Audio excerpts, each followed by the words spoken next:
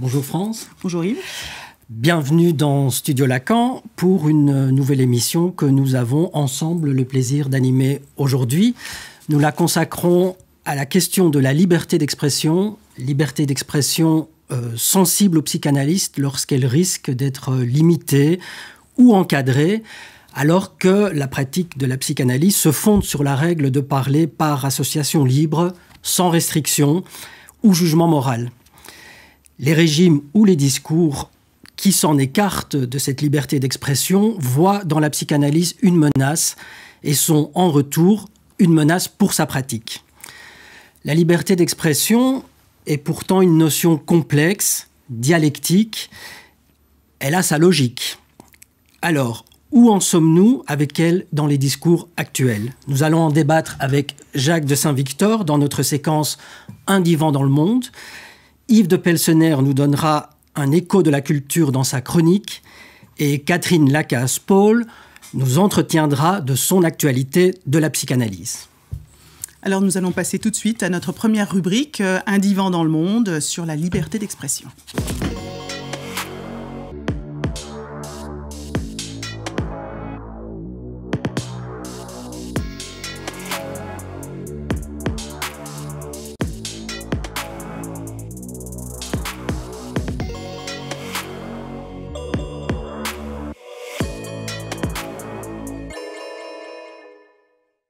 Jacques de Saint-Victor, bonjour, merci d'avoir accepté cette invitation de venir parler avec nous aujourd'hui sur Studio Lacan. Alors, vous êtes historien du droit, c'est une discipline d'ailleurs que vous enseignez à l'université Sorbonne Paris-Nord Villetaneuse. Vous êtes également essayiste, chroniqueur et romancier à vos heures. Et nous avons lu avec Yves très attentivement et pris grand plaisir à lire votre ouvrage que vous avez publié en 2016 chez Gallimard, qui est intitulé « Blasphème, brève histoire d'un crime imaginaire ». Et vous avez donc aimablement accepté de discuter avec nous de la liberté d'expression, mais plus précisément de la question de la blessure. Oui, donc suite à l'histoire des caricatures et la tuerie de Charlie, vous avez retracé dans votre livre l'évolution et les métamorphoses en France du délit de blasphème. On aurait pu le penser d'un autre âge. Il faisait un retour fracassant dans le monde, plus étonnamment encore en France, où la Révolution l'avait congédié. Alors, ce qui nous intéresse, c'est la mutation progressive que vous décrivez. Ce qu'on appelait le péché de bouche connaît une extension contemporaine du blasphème propre aux religieux à la blessure généralisée. Oui, la blessure aux convictions intimes, et en particulier quand même la blessure aux convictions religieuses. Le débat se focalise essentiellement là-dessus. Si vous voulez, le blasphème a disparu en France et dans la plupart des pays européens, même s'il existe encore quelques législations qui l'utilisent, mais très, très, très à bas bruit. Les Anglais, récemment, en 2016 ou 2018, ont supprimé le délit de blasphème. Donc, vous voyez, depuis la Révolution française, en France, le délit de blasphème est totalement ignoré. Donc, il n'y a pas de débat sur le plan législatif, ni même réglementaire. Le blasphème est ignoré et d'ailleurs, on ne devrait pas, dans un langage républicain, utiliser le mot blasphème, puisque c'est un langage religieux. Bien. Mais en revanche, on voit, depuis notamment l'affaire des caricatures de Mahomet, revenir en force dans le débat, je dirais, intellectuel ou citoyen, enfin militant plutôt. On voit revenir en force une contestation, justement, de cette législation française en disant... Alors, on dit, bien sûr, il ne s'agit pas de revenir au délit de blasphème. Ça, c'est le principe numéro 1. Mais tout de suite après, on dit, mais en revanche, il faut prendre en considération le fait qu'un certain nombre de dessins, de propos, de caricatures et autres peuvent blesser les convictions intimes des uns et des autres. Et à ce titre, Alors après, on se demande, mais qu'est-ce qu'on doit faire? Et à ce titre, un certain nombre d'acteurs, des anthropologues, des sociologues, enfin, des intellectuels, et parfois même certains groupuscules politiques commencent à dire, bah oui, il faudrait peut-être intervenir pour sanctionner cette blessure, puisque, vous le savez, un des grands principes du droit, c'est... toute blessure entraîne normalement une sanction. On peut demander à mettre en cause la responsabilité de quelqu'un qui aurait provoqué cette blessure. Alors la question est de savoir, est-ce que cette blessure aux convictions intimes est une blessure comme les autres, évidemment. Et je ne veux pas monopoliser la réponse, mais si vous voulez, ce qui est très intéressant, c'est que heureusement, depuis l'an 2000, la Cour de cassation en France a résolu cette question de manière extrêmement claire. Tout ce qui concerne les atteintes à la liberté d'expression, et il s'agit donc bien de blessures dans le cadre de la liberté d'expression, ne peut être résolu que par la loi sur la liberté d'expression. Donc non pas sur le principe du droit civil de la responsabilité civile, mais sur la loi de 1881. Qu'est-ce que veut dire ce charabia juridique? Ça veut dire que en dehors de la diffamation et de l'injure, on ne peut pas parler de blessure. On ne peut pas invoquer la blessure et on ne peut pas donc ça ne peut pas avoir des condamnations, entraîner des condamnations. Le jugement de Houellebecq en 2007 en est une illustration et il y a eu d'autres décisions depuis. Alors justement, concernant, vous avez rappelé donc le cadre de la loi, bien entendu. La notion de blasphème, d'y revenir un instant, vous la décrivez, dans le titre de votre livre, donc comme un crime imaginaire. Donc c'est une notion que je trouve très intéressante. Et alors pourquoi un crime imaginaire? Parce que c'est un crime sans victime. Oui. C'est comme ça qu'il est considéré. Et vous dites d'ailleurs que c'est quelque chose qui a été remarqué bien avant que vous ne le disiez.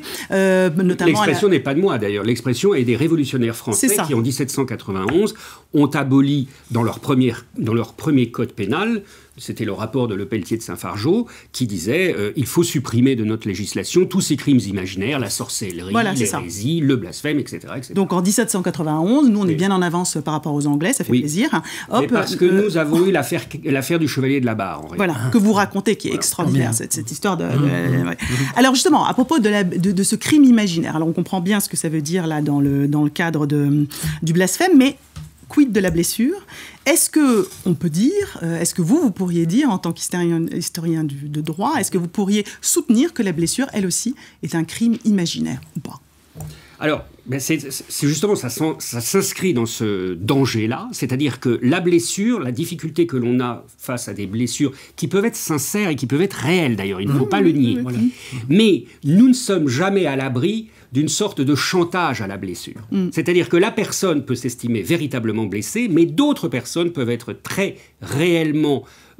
très peu blessées, mais réellement désireuses de poursuivre pour d'autres raisons, et notamment la raison qui serait de limiter la liberté d'expression. En ce cadre, oui, je souscris à ce que vous dites, la blessure peut être, pas nécessairement est toujours, attention, mais peut être une sorte de blessure imaginaire, et c'est d'ailleurs pour cette raison que le législateur, ça a été très discuté, vous savez, avec d'autres termes, en 1881, au moment de la loi sur la liberté de la presse. Car c'est la loi de 1881 qui définitivement élimine ce délit. Parce qu'il y avait une ruse de l'histoire, il faut bien en prendre conscience aujourd'hui, parce que justement, ce danger réapparaît, c'est que depuis 1789, on n'utilise plus du tout la notion de blasphème. Mais on a réintroduit dans le droit français en 1819 une infraction qui est très proche du délit de blasphème, qui était l'outrage aux convictions religieuses, qui n'est pas sans nous rappeler les tentatives actuelles de nous dire les blessures aux convictions intimes. Et il a fallu attendre 1881 pour que le législateur français abolisse définitivement ces outrages aux convictions religieuses. Et Clémenceau, au moment du débat, a eu cette réponse à un des grands députés de l'extrême droite catholique qui s'appelait Monseigneur Freppel, qui disait, comme les actuels militants woke, « Ah, mais c'est horrible, c'est une atteinte à ce que nous avons de plus cher, qui est Dieu ». Et Clémenceau lui a répondu Dieu se défendra bien tout seul, il n'a pas besoin de la Chambre des députés. J'adore. Voilà, c'était l'état du débat en 1881. Nous avons beaucoup perdu depuis. Oui, voilà. Ce qui est intéressant, c'est que vous expliquez très bien dans votre livre comment tout ça se réintroduit de façon détournée sous d'autres formes. Oui, c'est ça. À partir des années vers les années 1980.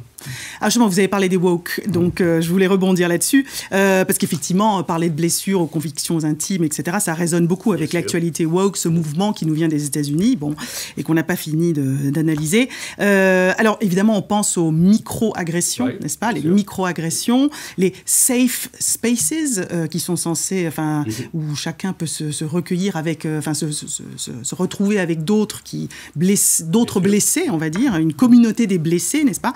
Et donc, ce qui de facto segmente la société, j'ai envie de dire, justement, on dirait, nous, psychanalystes lacaniens, de manière imaginaire, comme ça, dans des groupes qui s'opposent, des agresseurs, les agressés, etc. Alors, je voulais revenir sur un exemple que vous donnez dans votre livre, que j'ai beaucoup aimé, mais vous ne le développez pas dans votre livre, je ne sais pas si vous pouvez le faire là. Il s'agit d'une internaute qui, justement, dans ce débat, c'est vers la fin, ce débat liberté d'expression, religion, elle dit... J'ai eu mal, je cite, et elle prétend voir les choses comme elles sont.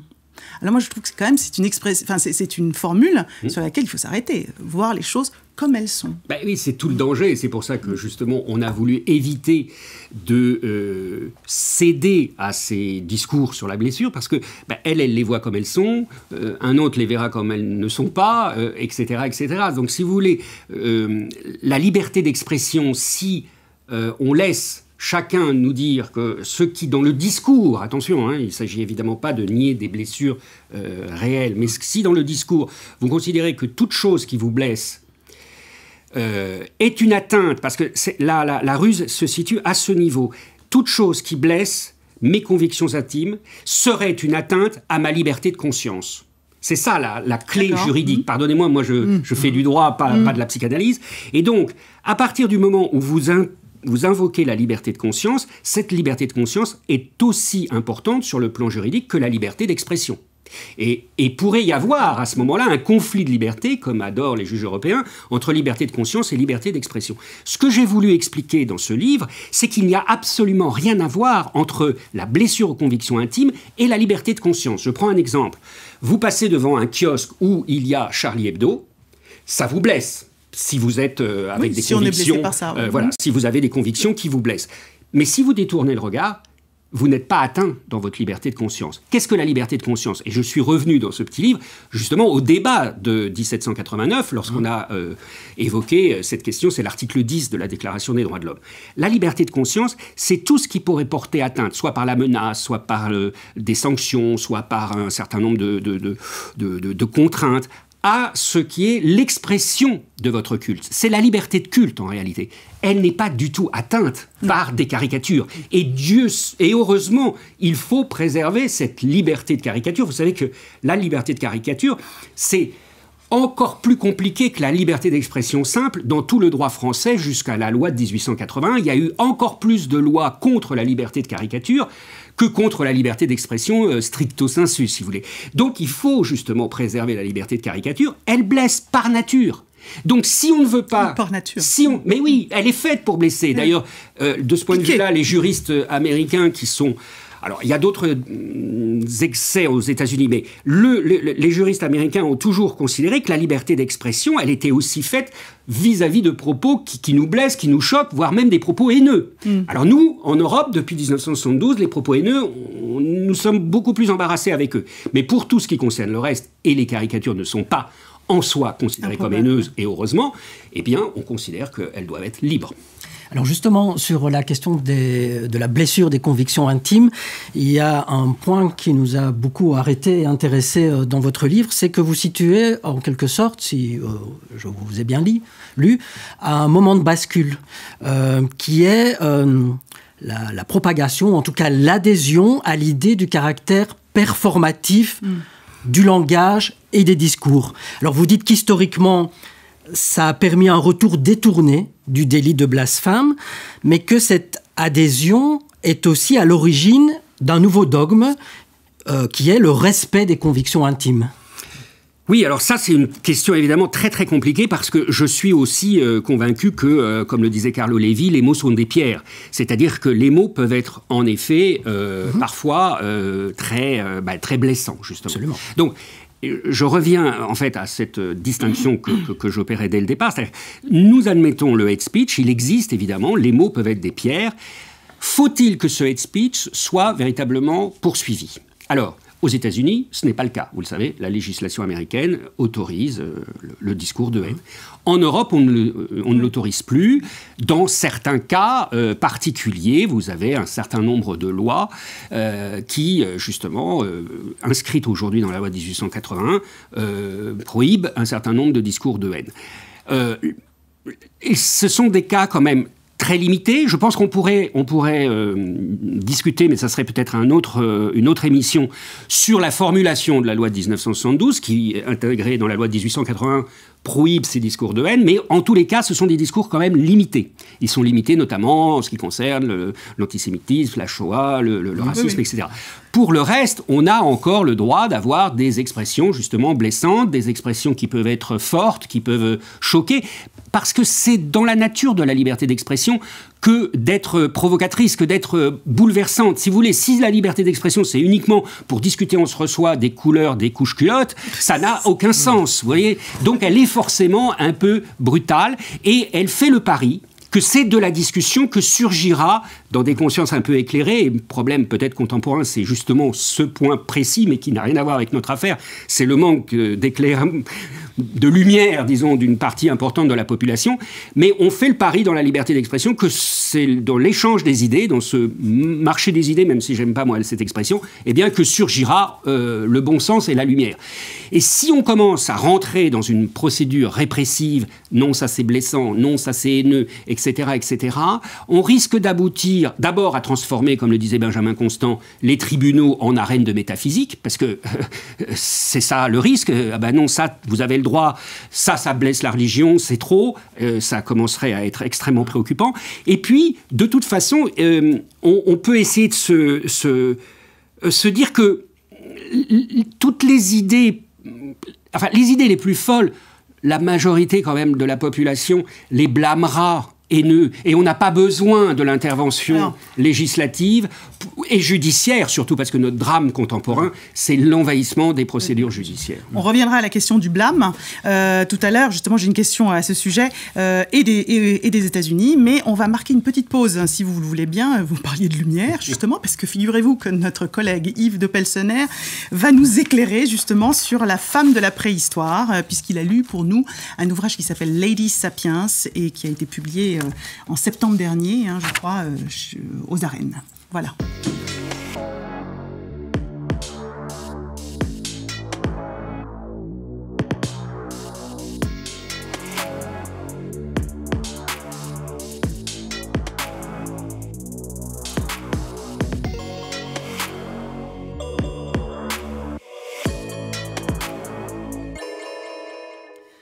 Bien, nous accueillons Yves de Pelsener, qui est donc psychanalyste à Bruxelles, membre de l'école de la cause freudienne. Yves, comme France vient de le dire, qui, dans son écho de la culture, a choisi de nous entretenir de la mystérieuse Lady Sapiens. Eh bien, savez-vous quel est un des plus anciens objets manufacturés datant de la préhistoire? Non. Laissons hors concours le silex taillé, datant de plus de 3 millions d'années, soit l'époque où vivait notre lointain ancêtre Lucie, dont on ne sait trop d'ailleurs en vérité s'il s'agit d'un homme ou d'une femme.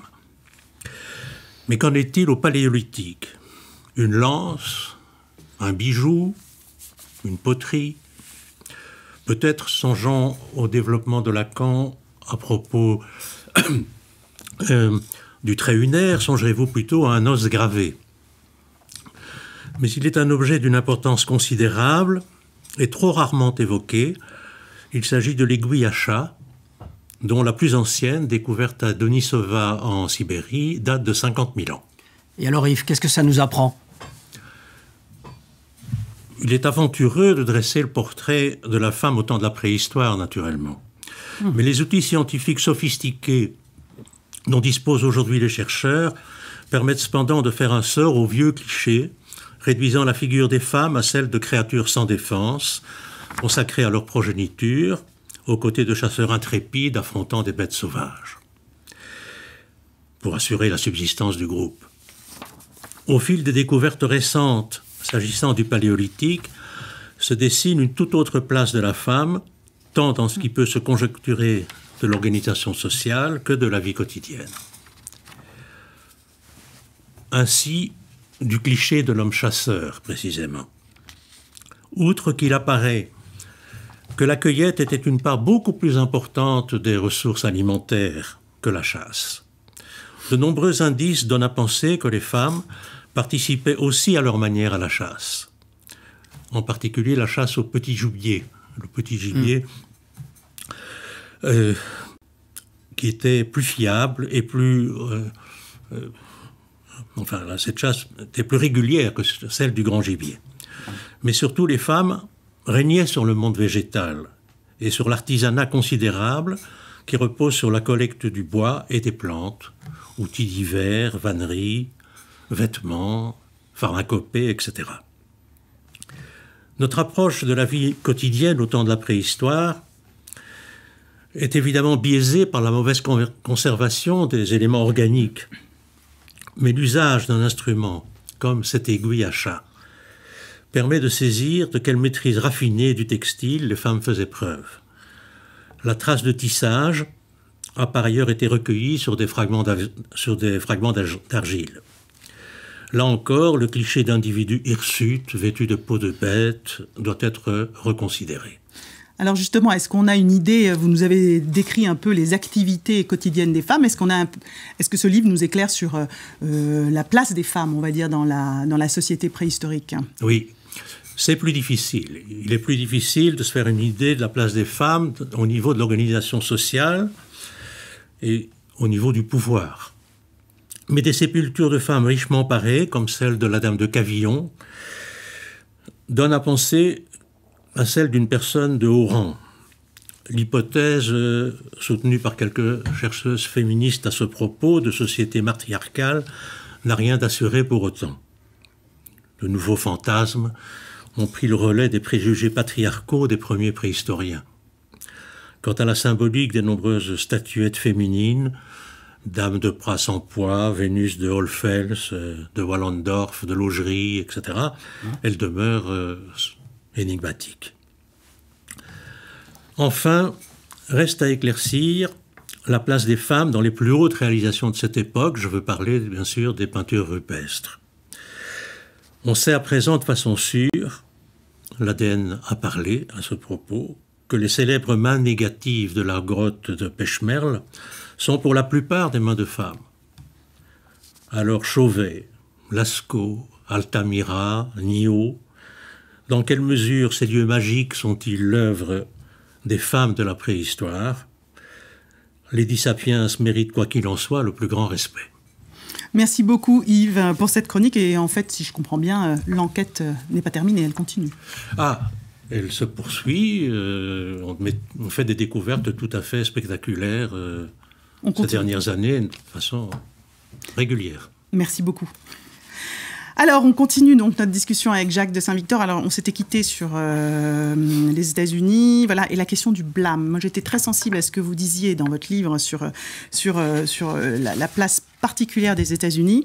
Ils ont une constitution adoptée en 1787. Le premier amendement est sur la liberté d'expression. C'est donc au principe même de la constitution américaine que nous avons ce principe de la liberté d'expression. Pour autant, vous relevez, et vous avez raison, une restriction imposée par les mœurs. Et en fait, l'idée du blâme, c'est-à-dire qu'il y a une sorte... Alors, il y a tout un tas de choses qu'on a le droit de faire, en fait. Par exemple, brûler le drapeau américain, vous dites, tout le monde pense qu'on n'a pas le droit. En fait, on a le droit. Enfin, on a le droit. Oui. On est protégé si on le fait. Pour autant, je trouve que cette histoire de blâme pose question. Parce qu'en réalité, on peut plus ou moins interdire. En réalité, la distinction entre le blâme et la sanction est faite par un très grand philosophe anglais qui s'appelle John Stuart Mill, dans un livre qui s'appelle On Liberty. C'est un contemporain de Tocqueville, donc, et c'est vraiment très pertinent, si vous voulez, l'idée qu'il vaut toujours mieux éviter de condamner par le biais judiciaire ce qui peut être condamné par le blâme sociétal. Sauf qu'aujourd'hui, en effet, avec les mouvements actuels qui se développent outre-Atlantique et qui, pour certains, arrivent aussi chez nous, on voit très bien que même si nous maintenons le principe de la liberté d'expression, en réalité, ces mouvements parviennent, parce que c'est pas seulement le blâme, le mouvement woke, c'est la condamnation par la rue, c'est-à-dire interdire des manifestations en faisant pression sur les locataires de tel ou tel lieu, c'est faire pression sur un président d'université pour qu'il n'ouvre pas. Donc, vous voyez, nous ne sommes pas là dans la logique du blâme, nous sommes dans la logique de la pression quasiment squadriste, quasiment fasciste. En réalité, ces mouvements dénoncent le fascisme, mais agissent beaucoup plus comme les fascistes qu'on ne pourrait l'imaginer. Donc vous voyez, c'est pas tout à fait le blâme. Le blâme peut avoir quelque chose de positif parce que si on était dans une société bien organisée, ça viendrait à l'esprit d'à peu près tout le monde de considérer que certaines extravagances, certains propos complètement inconsidérés peuvent être dits, parce que justement la liberté d'expression les autorise, mais ils sont blâmés, et normalement, personne ne devrait surtout leur donner de l'écho, notamment par exemple dans les médias, car nous avons un problème indéniable aujourd'hui, c'est la sphère médiatique, et en particulier, alors ça, une sphère nouvelle qui a émergé et qui est beaucoup à l'origine du mouvement woke, les réseaux sociaux, évidemment. Mais les réseaux sociaux ne fonctionnent pas avec le blâme, ils fonctionnent avec une sorte c'est la logique de la meute. Oui, la logique de la meute qui veut absolument interdire, qui veut anathémiser. Donc, si vous voulez, il faut peut-être opérer une distinction. Jamais John Stuart Mill n'a envisagé l'idée qu'il fallait crucifier par le blâme. Il faut juste essayer d'éviter des opinions qui seraient totalement extravagantes. Donc, on a dépassé complètement aujourd'hui cette logique du blâme. Alors moi, j'aimerais bien encore revenir un peu sur la question de langage performatif. Où, au fond, c'est quelque chose qui s'est maintenant absolument diffusé, qui est au cœur des discours actuels, avec cette idée que je suis ce que je dis ou je suis surtout ce qu'on dit de moi. Oui, oui. Bon. Alors, c'est en même temps, me semble-t-il, ce qui conduit au discours identitaire. Et vous montrez très bien dans votre livre que ce qui était un délit de blasphème devient en quelque sorte, comme vous dites, un crime identitaire. Oui.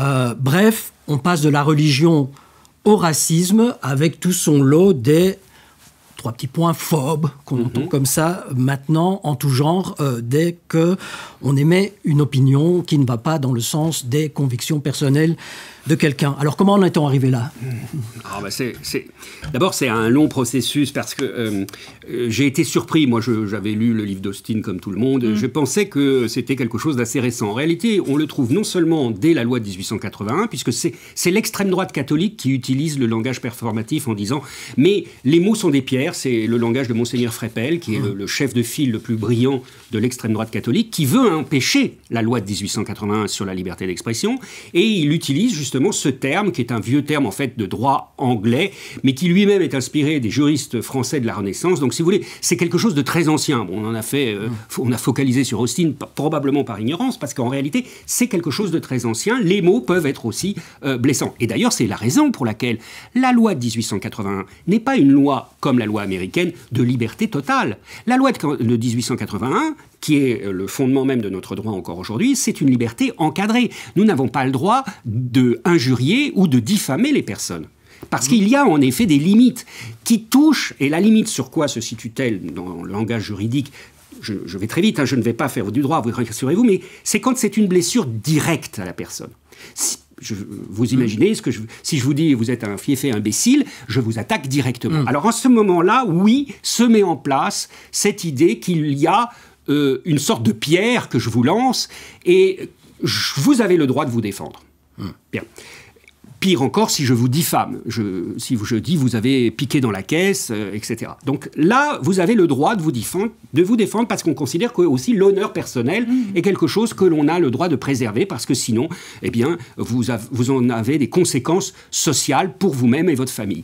En revanche, si j'attaque une divinité qui n'est pas là pour se défendre, je ne blesse personne. Vous voyez ce que je veux dire ? Alors, La rouerie consiste à dire oui, mais si vous blessez quelque chose auquel je crois, ben vous me blessez moi. Eh bien non, parce que si je dis que le marxisme est complètement inintéressant, que le lacanisme ne m'intéresse pas, etc.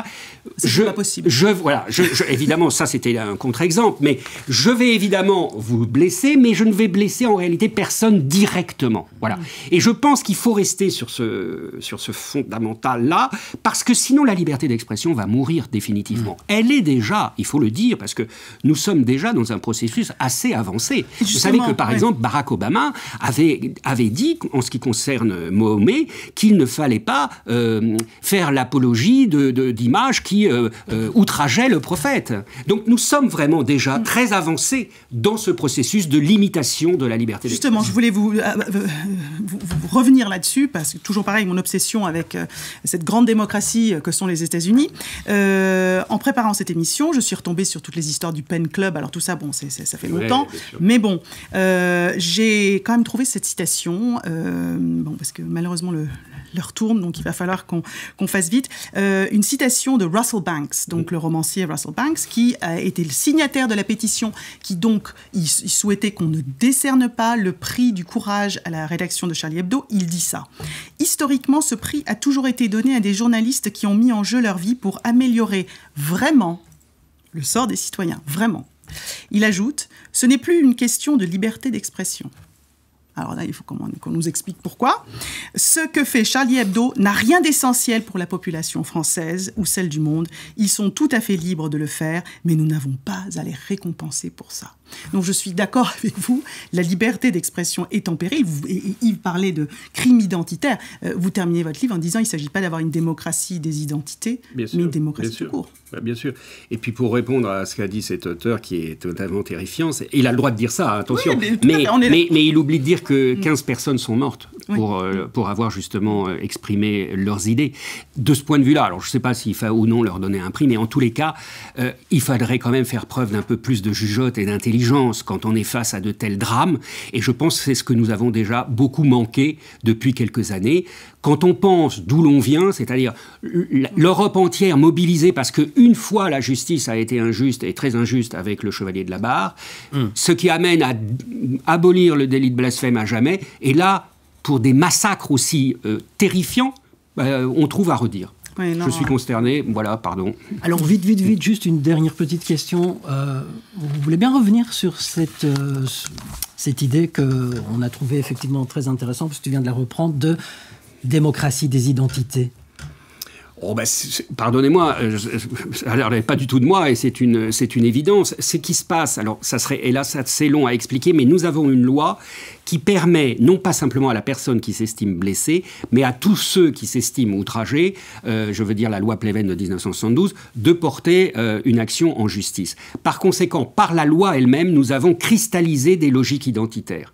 Et ça fait résonance avec toute l'évolution actuelle de la démocratie, et là je ne suis pas le premier à l'avoir dit, tout le monde le dit, qui promeut de plus en plus sur un individualisme délétère, puisqu'au fond, paradoxalement, l'identitarisme a beaucoup à voir avec l'ultra-individualisme. On ne sait plus du tout où on est, et donc du coup, on se recrée des identités plus ou moins imaginaires, et c'est entretenu par notre système juridique. Ce n'est pas le cas, par exemple, dans d'autres pays. En Italie, il y a la même loi contre le racisme, mais il n'y a pas la possibilité pour des associations d'aider ceux qui sont victimes de racisme, et donc il n'y a pas le même phénomène identitaire. C'est-à-dire qu'il n'est pas appuyé par le législateur. Donc il y a en plus un cas spécifiquement français sur ce problème particulier. Oui, vous dites qu'il y a une singularité française sur laquelle on n'aura pas l'occasion de vous interroger, mais... on se dit à bientôt. J'espère. Oui, et merci beaucoup merci à vous. d'avoir accepté notre invitation. C'est l'occasion d'ailleurs de dire aux spectateurs que vous avez aussi écrit des ouvrages de référence sur la mafia et que vous êtes également romancier. Je ne cache pas mon plaisir ici à montrer deux de vos romans, Via Appia et Casabianca, qui est paru plus récemment, oui, je pense, et qui sont autant de récits de voyages et de tribulations insolites. En Italie. Voilà, rocambolesque et drôle, dans ce que vous appelez cette autre Italie, qui est l'Italie du Sud, et particulièrement les Pouilles. C'est aussi, j'attire l'attention là-dessus, une histoire de couple que j'invite chacun à découvrir et que pour ma part j'emporte avec moi pour ces vacances de fin d'année, pour qui sait préparer peut-être celle de l'été à venir. Ben voilà. Ah. Bon. Merci Jacques de Merci. Saint-Victor. Nous allons accueillir Catherine Lacasse-Paul pour la dernière partie de cette émission. Catherine est psychanalyste à Bordeaux et pour ce qui concerne l'actualité de la psychanalyse, nous allons nous entretenir, elle va nous entretenir plutôt, de l'équivoque et de la langue numérique.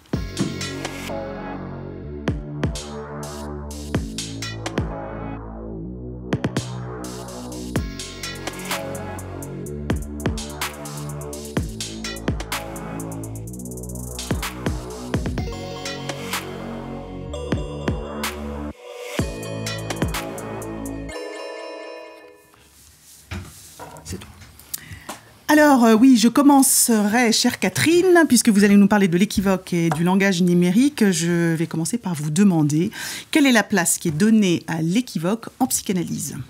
Alors cette place, nous la devons évidemment à Freud, qui écrit trois ouvrages essentiels. Le premier qui s'appelle Psychopathologie de la vie quotidienne. Le second, le mot d'esprit, et sa relation avec l'inconscient. Et un troisième, l'interprétation des rêves. Lacan se saisit de ce que Freud a avancé et ramasse ça dans une formule claire et en disant que l'inconscient, structuré comme le langage, ça c'est lui qui l'avance, se manifeste dans ce qui rate, ce qui rit, ce qui rêve. Quand ça rate, ça rêve. Quand ça rate, ça rit, ça rêve. Donc quand ça rate, c'est dans les actes manqués et les lapsus. Quand ça rit, dans le mot d'esprit. Et quand ça rêve, c'est le sans queue ni tête du rébut du rêve qui s'interprète. Donc du début à la fin de l'enseignement, Lacan a maintenu la place nécessaire de l'équivoque comme loi du langage. Et il va même, en 1975, dans son séminaire, il parle d'un proche qui lui fait remarquer que la langue, ça sert à désigner l'instrument de la parole, mais aussi l'organe qui a des papilles et qui donne le goût. Et Lacan répond tout à fait, ce condiment. Entendant l'équivoque, le condiment est ce que l'on dit ment toujours. Et il rajoute, et c'est ça qui nous concerne, qu'au fond, l'équivoque, il n'y a que ça, nous n'avons que ça, comme arme contre le symptôme. Au fond, l'équivoque, c'est cette idée que l'équivoque, c'est ce qui permet, en jouant du cristal de la langue, à toucher à quelque chose de la jouissance qui fait souffrir dans le corps. Bon, d'accord, Catherine, mais Freud, 1900, Lacan, 1975, quid de notre époque ? Eh bien, elle a évidemment bien changé, puisque aujourd'hui, ce qui caractérise quand même notre époque, c'est plutôt la méfiance au regard de la parole, qui est suspectée d'être trop équivoque. Il y a une défiance, une méfiance contre la parole qui s'exprime dans les fake news et la post-vérité. Qui croire, que croire, à qui se fier, enfin toutes ces questions-là. Et qui se manifeste aussi dans le rejet de l'équivoque, le rejet de l'interprétation, du double sens, et même le rejet du tiers, parce que trop équivoque.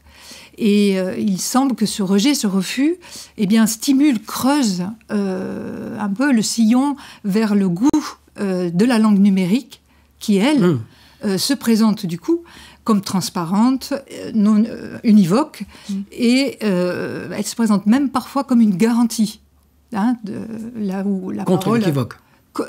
Une garantie contre l'équivoque et une garantie tout court, contre la vérité, la post-vérité, les fake news, voilà, ça s'impose comme ça. Alors justement, quand vous évoquez cette langue univoque, cette langue numérique univoque, donc est-ce que vous pouvez nous expliquer un petit peu ce que sont les blockchains ? Alors, directement, ou peut-être à quel moment ils ont... Oui, à quel moment elles sont arrivées, voilà. Ils sont arrivés, ils ou elles. Alors, c'est la blockchain. C'est la blockchain, mais comme il y en a plusieurs, c'est les blockchains. Alors, en fait, en 2008, au moment justement d'une grande crise de confiance et de la méfiance liée à la crise mondiale des subprimes et la crise financière, Satoshi Sakamoto, dont on ne sait toujours pas aujourd'hui si c'est une personne ou si c'est un ensemble de personnes, crée une crypto-monnaie en s'appuyant sur l'usage de cette langue numérique qui existait mais qui n'était pas utilisée, en tout cas comme telle, la blockchain. Ce faisant, dans ce mouvement libertarien, eh bien, il outrepasse le pouvoir régalien de l'État de frapper monnaie, il court-circuite les banques, et en plus, c'est une monnaie qui est complètement dématérialisée puisque ce sont des formules mathématiques. Voilà. Alors, finalement, comment dire, sur quel principe reposent ces blockchains ? Alors, sur les principes, tout le monde s'accorde à dire que c'est très difficile à expliquer, mais pour donner un peu une image, on utilise celle d'un livre de compte 2.0, dans lequel les mineurs, puisque c'est comme ça qu'on appelle ceux qui utilisent les blockchains, les mineurs peuvent venir écrire toutes les transactions. Et si quelqu'un tentait d'effacer, d'arracher une page ou d'effacer, eh bien, ce serait vu par l'autre communauté, et surtout parce que c'est décentralisé et dupliqué dans des blocs, justement. Et donc, ça suppose un contrôle automatique. Voilà. Moi, ce qui m'intéressait, c'est les cas. À quoi vient répondre le blockchain dans cette crise de confiance ? Et donc, dans cette méfiance qui règne, ça se veut inviolable, infalsifiable, transparent, univoque, sécurisé, ineffaçable. On parle même de mémoire vitrifiée, parce que toutes les opérations restent et sont redupliquées, donc contrôlables. Mais surtout, c'est sans organe de contrôle, puisque c'est un contrôle automatique qui va... qui se contrôle lui-même. Qui se contrôle lui-même, oui. Voilà. Alors justement, quand on parle de blockchain, on pense toujours... Enfin, moi qui ne connais rien, je pense finance. Alors est-ce que les blockchains, justement, est-ce que le domaine d'application de ce principe de la blockchain, est-ce qu'il va au-delà du monde de la finance, justement ? Alors, depuis 2008, un grand chemin a été parcouru, puisque... eh bien, il semble qu'à peu près tous les domaines, aujourd'hui, sont touchés. Ça va de la musique, l'édition, et particulièrement... Enfin, là, je peux en retenir 2 ou 3 suivant le temps que vous me donnez, mais le premier, par exemple, qui est frappant, c'est en médecine. Il faut savoir qu'il y a 300 000 maladies répertoriées dans le monde. Un médecin serait capable d'en retenir entre 200 et 300. Donc le blockchain va être comme ça le cahier d'écriture de toutes les maladies, pour le dire un peu comme ça. Et surtout, 2 autres effets en médecine, c'est le développement de ce qu'ils appellent le smart contract entre patients, médecins et assureurs, avec évidemment toute la traçabilité qu'il peut y avoir. Et l'Estonie, par exemple, en 2021, en sortant du confinement, enfin on n'est pas tout à fait sorti, mais suite à ça, a créé le premier dossier médical partagé, blockchain, donc absolument traçable, etc., mémoire vitrifiée, alors que jusqu'à présent, ça a été toujours un échec dans tous les pays. Alors juste, quand même, deuxième domaine essentiel, c'est le domaine de la justice, puisque des plateformes Legatech ont... le Code civil, par exemple, américain, a été mis entièrement sous le blockchain, et les blockchains, avec les plateformes Legatech, condensent à peu près 25 millions de dossiers sur 25 années. Donc on voit bien que la justice prédictive s'affine. Finalement, ça se diffuse dans nombre de domaines, au fond. Mais à quoi, au fond, selon vous, les blockchains touchent-ils ? Que révolutionnent-ils ? Ou encore, avec quoi rompent-ils de traditionnel ? Alors, il semble que ce soit une concurrence quand même frontale contre les institutions, contre la politique, contre le politique, mais aussi contre tout un tas de professions, avocats, je viens de dire médecins, notaires, tout ce qui ceux qui font de l'état civil. Au fond, toutes les professions appelées tiers de confiance, ces professions qui nomment, qui authentifient, qui garantissent, eh bien là, il pourra y avoir une disruption, c'est le mot, disruption qui est employée de marché, disons-le comme ça, et qui se substitueront avec les données data à l'expérience, au désir et à l'acte de ceux qui prennent. Évidemment, c'est ça, cette espèce de monde désubjectivé auquel elles tendent, ces blockchains. Alors effectivement, c'est le risque, d'autant plus que, on peut le rappeler, c'est un langage qui ne se lit pas, qui ne peut pas se parler a fortiori, puisque ça se décode.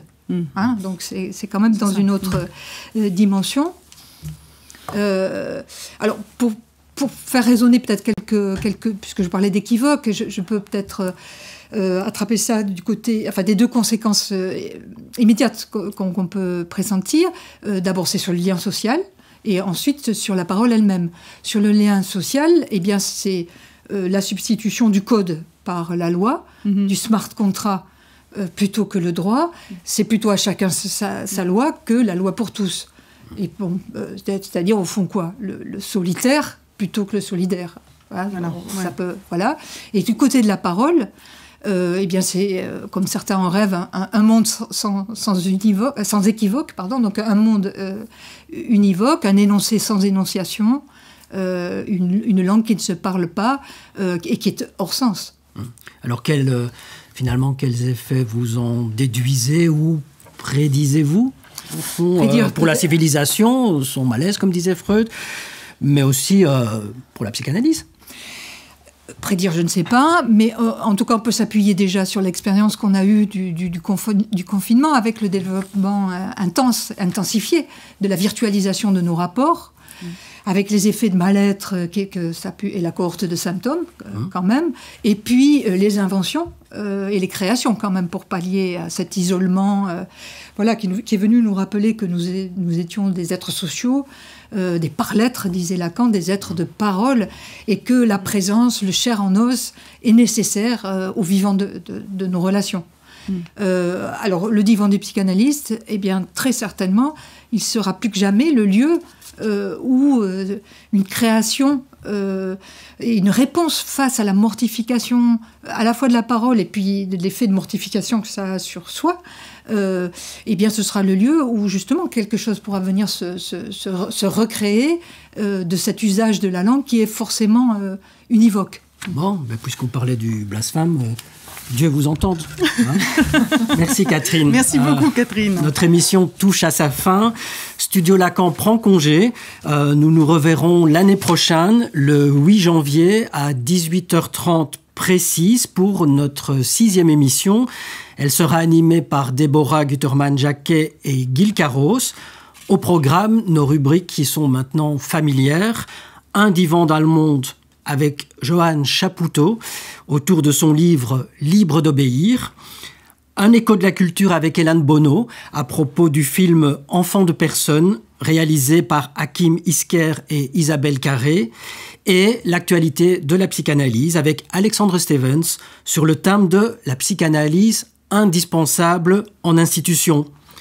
Bonne année et meilleurs vœux. Meilleurs vœux. Merci. Au revoir. Au revoir. Au revoir. Bonsoir. Bonsoir.